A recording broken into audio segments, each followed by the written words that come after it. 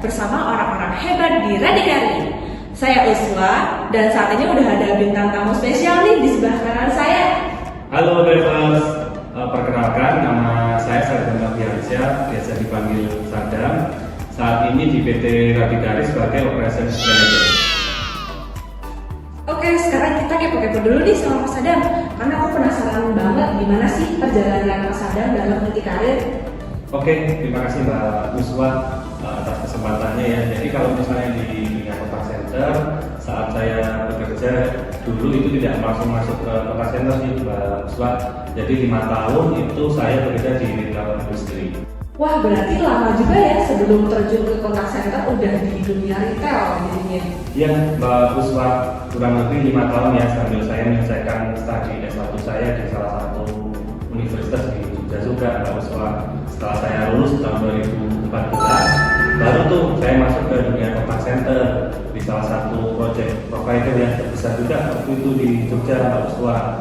2 tahun saya habiskan waktu sebagai agent customer service ya, dan 2 tahun selanjutnya itu saya habiskan sebagai team leader. Wah, mantap banget tuh pengalaman Mas Sadam ternyata ya. Tapi pernah nggak sih selama bekerja ada fase di mana Mas Sadam itu merasa paling tempur? Oh, pastinya pernah ya Mbak Uswa. Dimanapun kita bekerja pasti ada ya fase-fase itu. Tadi kan saya 4 tahun tuh di project provider ya, 2 tahun itu saya menjadi seorang customer service atau agent customer service ya. Cuma mungkin fase terburuk itu saya dapatkan ketika saya jadi team leader Mbak Uswa. Karena kalau agent itu kan pekerjaan yang paling enak ya, ketika kita datang pagi, handling customer, mengerjakan tiket pulang. Tapi makan ya? Ya, itu sih. Tapi kalau untuk TR itu kan kita ada beban tuh yang pasti kita bawa pulang. Salah satunya target KPI.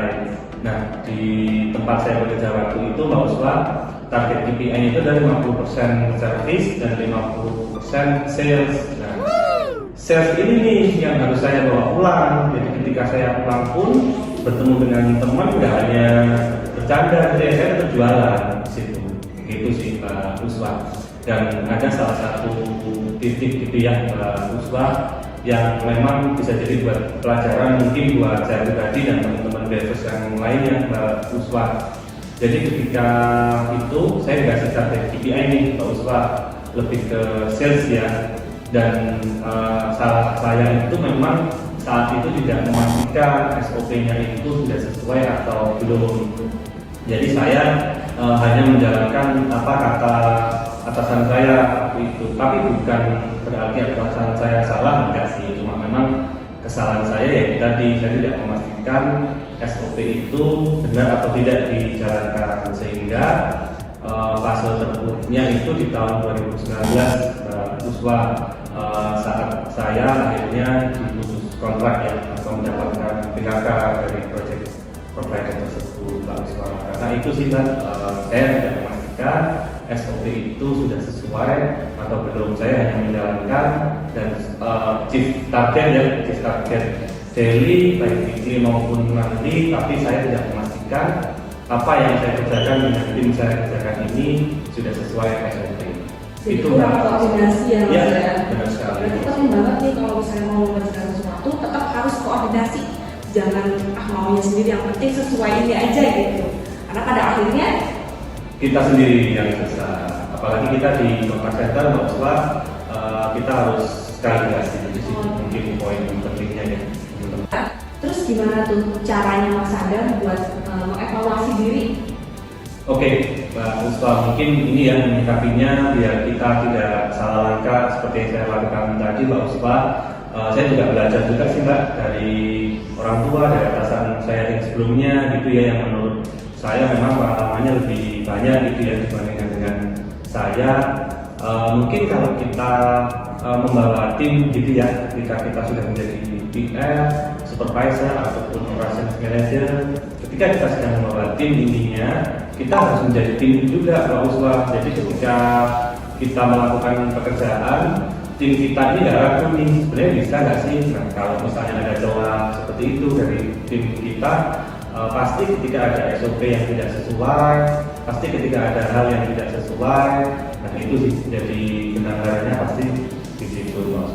kita harus ketika kita bawa tim kita juga harus mampu menjadi tim itu Mas. Terus masuk ya timnya. Iya. Wah, ini insightful banget ya Mas ya ternyata. Oke, pertanyaan terakhir nih, apa aja tips buat para drivers nih dari Mas Adam? Oke, Mbak Uspa, mungkin saya ada 3 tips ya Mbak Uspa buat para driver semuanya.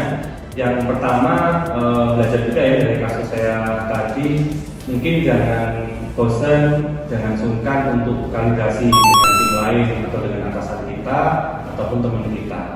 Yang kedua, mungkin kita harus bisa ya menyesuaikan diri saat kita sekarang menjadi operations manager, menjadi TR, kita harus bisa menyesuaikan diri juga dengan tim kita yang di bawah. Ketiga, kita juga harus mampu nih adaptasi di dunia yang semakin milenial ini ya Mbak Puspa. Jadi kita harus bisa adaptasi, penyesuaian, dan jangan lupa kalibrasi. Nah, itu dia pengalaman keren dari Mas Adam yang kita bisa terapkan di kehidupan sehari-hari supaya kita lebih bisa mengevaluasi diri dan menjadi yang lebih baik. Akhir kata, sampai jumpa di sesi wawancara pengalaman kisah sukses orang-orang di Radikan berikutnya. Bye-bye!